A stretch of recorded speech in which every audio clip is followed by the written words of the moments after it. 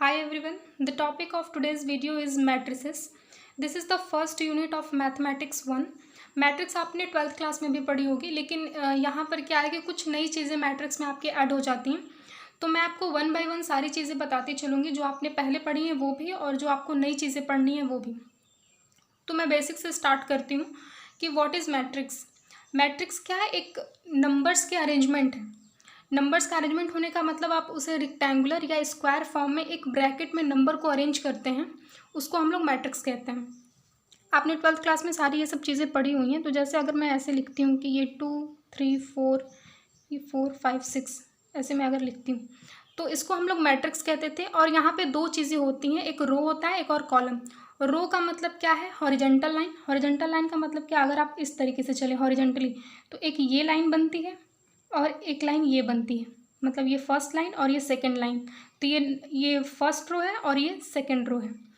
तो रो क्या हो गया? Horizontal line. अब बात करें कॉलम की, तो कॉलम क्या आता है? Vertical line. वर्टिकल लाइन का मतलब आप ऐसे ऊपर से नीचे आएँ तो जो भी लाइन्स आएंगे, जैसे ये फर्स्ट लाइन ये बनी 2 4, ये 3 5 और ये 4 6। तो ये फर्स्ट, ये सेकंड और ये थर्ड, मतलब ये फर्स्ट कॉलम है और ये सेकंड और ये थर्ड कॉलम। तो इसमें रो और कॉलम ऐसे होती हैं। हॉरिजेंटल लाइन को हम रो कहेंगे और वर्टिकल लाइन को कॉलम कहेंगे।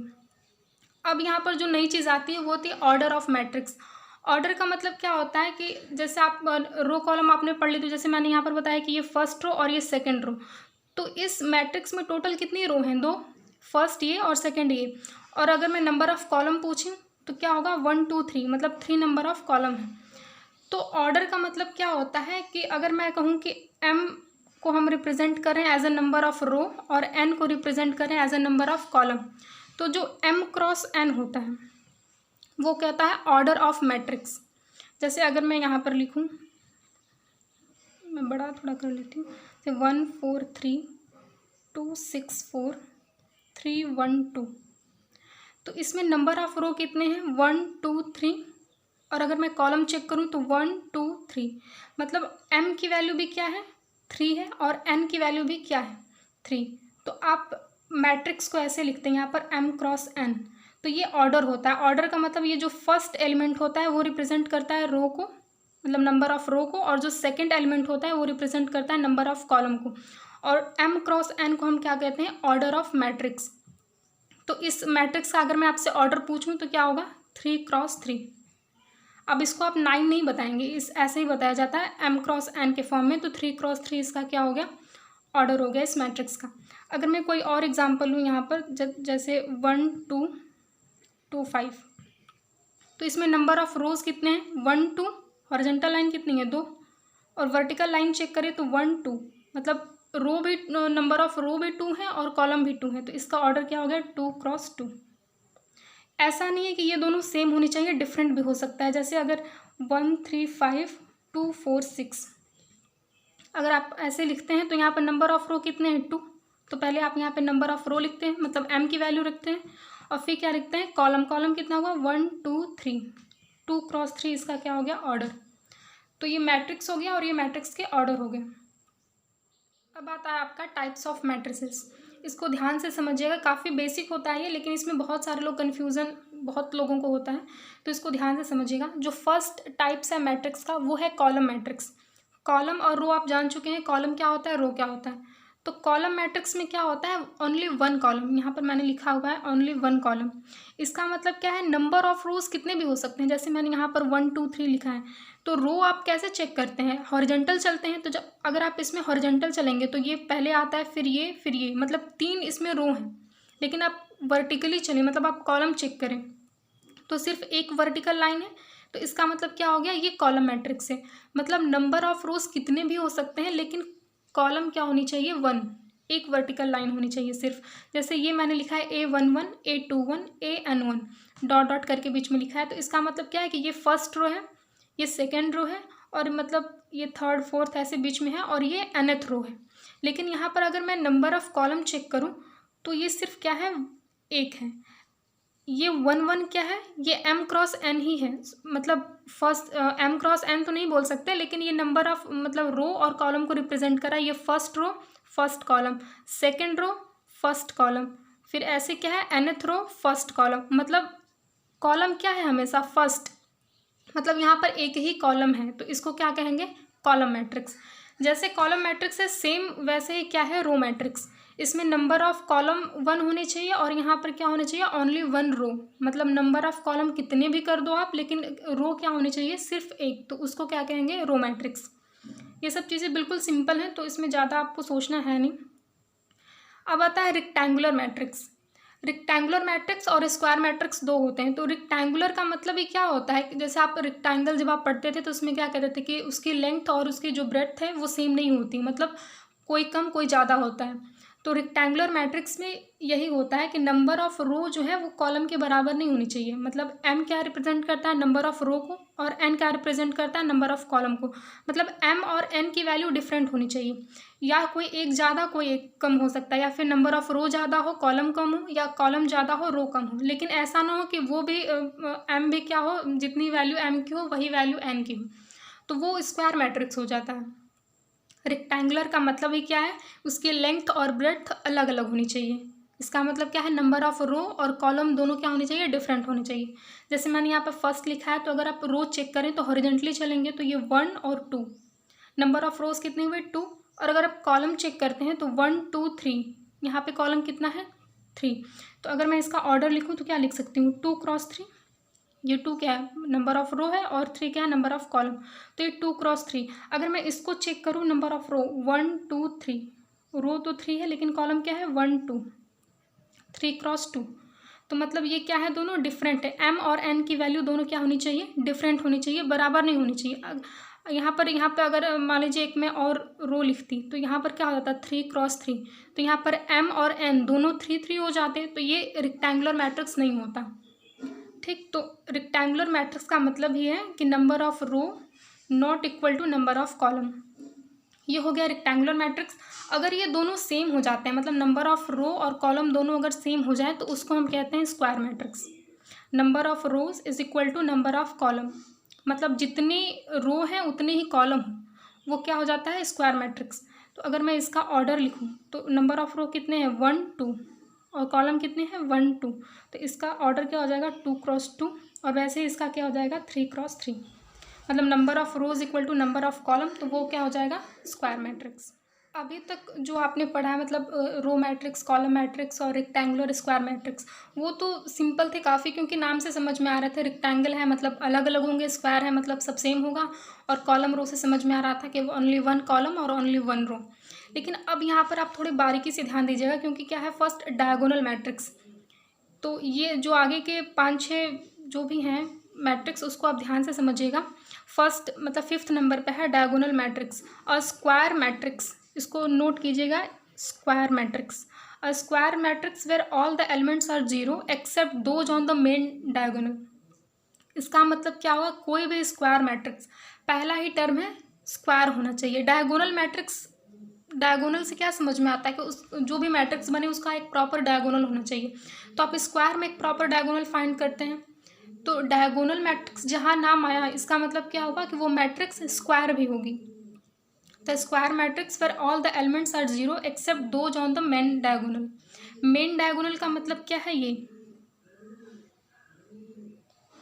अगर आप इसकी बात करें, जो ये मेन डायगोनल इसको कहते हैं, इसको छोड़कर बाकी जो सारे एलिमेंट्स हैं मैट्रिक्स के वो क्या होने चाहिए, ज़ीरो, और इसमें नंबर्स होने चाहिए, तो उसको हम क्या कहते हैं, डायगोनल मैट्रिक्स। जैसे मैं यहाँ पर लिखी हूँ तो ये 2 क्रॉस 2 का है, तो इसका डायगोनल क्या बनेगा, ये बनेगा, मतलब इसमें नंबर्स होने चाहिए। बाकी जो 2 एलिमेंट्स हैं, 2 एलिमेंट्स का मतलब जितने भी बचे हुए एलिमेंट्स हैं मैट्रिक्स में वो क्या होने चाहिए, ज़ीरो, तो उसको हम कहते हैं डायगोनल मैट्रिक्स। तो डायगोनल नाम से समझ में आता है कि वो पहले तो स्क्वायर मैट्रिक्स होना चाहिए, और दूसरी चीज़ क्या है कि डायगोनल पे ही सिर्फ एलिमेंट्स होने चाहिए, बाकी एलिमेंट्स जीरो होने चाहिए, तो उसको हम क्या कहते हैं, डायगोनल मैट्रिक्स। अब आपका आता है यूनिटी और आइडेंटिटी मैट्रिक्स नंबर 6 पे।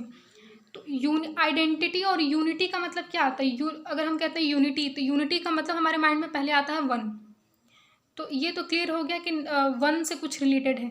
और diagonal matrix with ones on the main diagonal. अब यूनिटी में पहला जो वर्ड आया वो क्या आया है, डायगोनल। तो यूनिटी और आइडेंटिटी मैट्रिक्स होने के लिए पहले क्या होना चाहिए, वो मैट्रिक्स डायगोनल मैट्रिक्स होना चाहिए। डायगोनल मैट्रिक्स क्या पढ़ा था आपने कि सिर्फ मेन डायगोनल पे एलिमेंट्स होने चाहिए, बाकी सब जीरो होने चाहिए। तो पहले वो सेटिस्फाइड करने चाहिए। ये नहीं कि यहाँ पर कोई नंबर है, यहाँ पर कोई नंबर है, तो आपने उसको कह दिया इसको आइडेंटिटी मैट्रिक्स कहेंगे या नहीं कहेंगे। तो पहले ये गलत हो जाता है, क्योंकि डायगोनल पे सिर्फ एलिमेंट्स होने चाहिए और ये सब जीरो होने चाहिए। उसके बाद कंडीशन क्या आती है कि जो डायगोनल पे एलिमेंट्स हैं वो 1 होने चाहिए। मतलब ये जो सारे एलिमेंट्स हैं वो 1 होने चाहिए। जैसे अगर मैं 3x3 का लूँ तो 1 0 0 0 1 0 0 0 1, मतलब ये मेन डायगोनल है। इस पे तो पहले सिर्फ एलिमेंट होने चाहिए, क्योंकि यूनिटी के लिए पहले क्या उसका डायगोनल होना ज़रूरी है।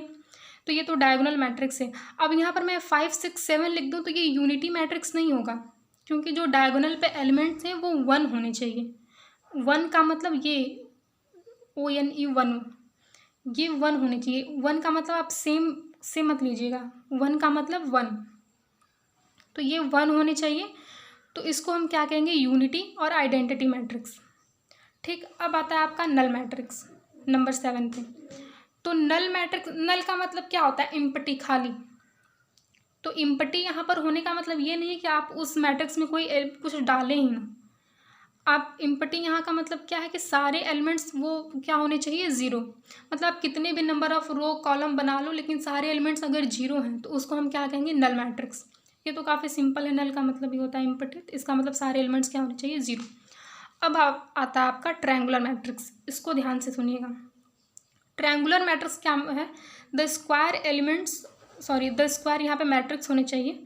The square matrix whose elements above और बिलो द मेन डायगोनल और ऑल ज़ीरो। इसका मतलब क्या हुआ, ट्रायंगुलर मैट्रिक्स के लिए भी पहली कंडीशन क्या है कि स्क्वायर मैट्रिक्स, यहाँ पर एलिमेंट्स मैंने गलती से लिख दिया है, यहाँ पर मैट्रिक्स होने चाहिए। तो पहले ट्रायंगुलर मैट्रिक्स होने के लिए क्या होने चाहिए कि वो एक स्क्वायर मैट्रिक्स होने चाहिए। और क्या दिया है कि उसके मेन डायगोनल के ऊपर और या तो नीचे सारे एलिमेंट्स क्या होने चाहिए, ज़ीरो। मेन डायगोनल की बात हुई तो वैसे भी कंफर्म है कि स्क्वायर मैट्रिक्स होना चाहिए। तो मेन डायगोनल क्या है इसमें, जैसे अगर इस वाले में देखो तो मेन डायगोनल ये है, इसके ऊपर वाले सारे पार्ट क्या हैं, ज़ीरो, और इसके नीचे एक रेक्टेंगुलर बन रहा है, ये एक ट्रायंगल बन रहा है। तो ये ट्रायंगल बन रहा है और इसके ऊपर भी एक ट्रायंगल है, लेकिन ये सारे पार्ट क्या हैं, ज़ीरो। और अगर आप इसमें देखें तो ये मेन डायगोनल है, इसके नीचे वाले सारे पार्ट क्या हैं, ज़ीरो, और इसके ऊपर वाले क्या हैं, सारे नंबर से भरे हुए हैं।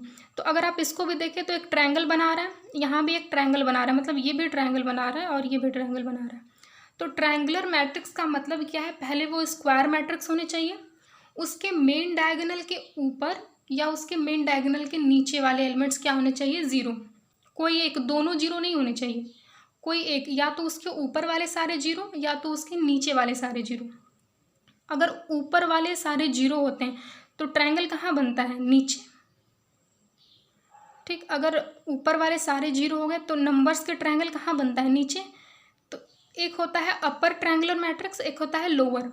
तो अगर ये नीचे बन रहा है, मतलब ट्रायंगल, नंबर्स के ट्रायंगल नीचे बन रहा है, तो इसको कहेंगे लोअर। और अगर नंबर्स के ट्रायंगल ऊपर बन रहे हैं तो इसको कहेंगे अपर। तो इसमें दो होते हैं, ट्रायंगुलर मैट्रिक्स में दो होती हैं, लोअर और एक अपर। अगर नंबर्स का ट्रायंगल ऊपर बने तो अपर कहेंगे, और नंबर्स के ट्रायंगल नीचे बने तो उसको क्या कहेंगे, लोअर। अब आता है आपका नंबर 9 पे scalar matrix. A diagonal matrix whose main diagonal elements are equal. यहाँ पर 1 नहीं लिखा है, इक्वल लिखा है। इक्वल का मतलब होता है जो एक में है वो बाकी में मतलब सेम नंबर होने चाहिए। तो डायगोनल मैट्रिक्स बोल दिया, इसका मतलब पहले है कि सिर्फ डायगोनल पे एलिमेंट होंगे, बाकी एलिमेंट्स जीरो होंगे। ठीक, तो वो तो हो गया आपका एक diagonal matrix whose main diagonal elements are equal. Main diagonal पे एलिमेंट्स होने चाहिए और वो इक्वल होने चाहिए। मतलब अगर यहाँ पर मैंने 8 लिखा तो ये भी बाकी जो एलिमेंट्स हैं, ये डायगोनल मैट्रिक्स हैं, ये सारे डायगोनल मैट्रिक्स के एलिमेंट्स सेम होने चाहिए। अगर मैं यहाँ पे ए लिखूँ तो सारे ए, अगर बी लिखूँ तो सारे बी। मतलब ये क्या है, मेन डायगोनल एलिमेंट्स अगर सेम हैं तो वो क्या हो गया, स्केलर मैट्रिक्स। यहाँ पर मैंने एक आइडेंटिटी मैट्रिक्स रखी है। आइडेंटिटी मैट्रिक्स का मतलब क्या होता है कि डायगोनल एलिमेंट्स जिसके सारे जो एलिमेंट्स हों वो 1 हो। तो एक जो स्केलर मैट्रिक्स है वो आइडेंटिटी मैट्रिक्स क्या होता है, मतलब 1 1 ये सारे एलिमेंट्स होंगे तो वो स्केलर मैट्रिक्स में भी आ सकता है, क्योंकि स्केलर मैट्रिक्स में ऐसा कुछ नहीं दिया है कि 1 1 नहीं होने चाहिए, मतलब सारे सेम होने चाहिए। और आपने जो पढ़ा था यूनिटी और आइडेंटिटी मैट्रिक्स में कि ये सारे एलिमेंट्स 1 होने चाहिए। एलिमेंट्स सारे तो 1 है लेकिन हैं तो सेम ही, क्योंकि सारे में 1 1 है, तो वो किस कैटेगरी में भी आ जाता है, स्केलर मैट्रिक्स। मतलब आइडेंटिटी मैट्रिक्स को हम स्केलर मैट्रिक्स भी बोल सकते हैं, ठीक। लेकिन सारे स्केलर मैट्रिक्स आइडेंटिटी मैट्रिक्स नहीं हो सकते, क्योंकि आइडेंटिटी में सारे एलिमेंट्स 1 होने चाहिए, और स्केलर मैट्रिक्स में ऐसी कोई कंडीशन नहीं है कि ये सारे एलिमेंट्स 1 ही हो। जैसे मैंने यहाँ पर 8 8 8 लिखा है। आपको ये डिफरेंस समझ में आई थिंक अब आ गया होगा। यूनिटी मैट्रिक्स का मतलब क्या है कि ये डायगोनल के एलिमेंट्स वो सारे 1 1 होने चाहिए। स्केलर में क्या है कि ये जो एलिमेंट्स हैं डायगोनल के वो सारे सेम होने चाहिए। सेम का मतलब हम 1 2 3 4 कुछ भी रख सकते हैं, तो अगर हम वहाँ पर 1 रखते हैं तो वो स्केलर मैट्रिक्स भी होगा, क्योंकि एलिमेंट्स तो सारे सेम हैं। और 1 1 रखने से ये आइडेंटिटी मैट्रिक्स पे बनता है, क्योंकि आइडेंटिटी मैट्रिक्स आपने यही पढ़ा था कि सारे एलिमेंट्स 1 होने चाहिए। इसका मतलब क्या है, एक आइडेंटिटी मैट्रिक्स जो है वो स्केलर मैट्रिक्स भी है, लेकिन सारे स्केलर मैट्रिक्स सॉरी जो क्या सारे वो आपकी आइडेंटिटी मैट्रिक्स नहीं हो सकते, ठीक। तो ये सारे टाइप्स थे आपका मतलब मैट्रिक्स के टाइप्स थे। बाकी ये सिमेट्रिक और स्किव सिमेट्रिक भी एक टाइप होता है, लेकिन हम उसको एक अलग से एज अ टॉपिक पढ़ेंगे। तो आज का वीडियो इतना ही था कि what is matrix and its types. तो अगर वीडियो आपको पसंद आई हो तो इसको प्लीज़ शेयर, लाइक और सब्सक्राइब कीजिए, और नेक्स्ट वीडियो में मिलते हैं आगे के टॉपिक के साथ। Thank you.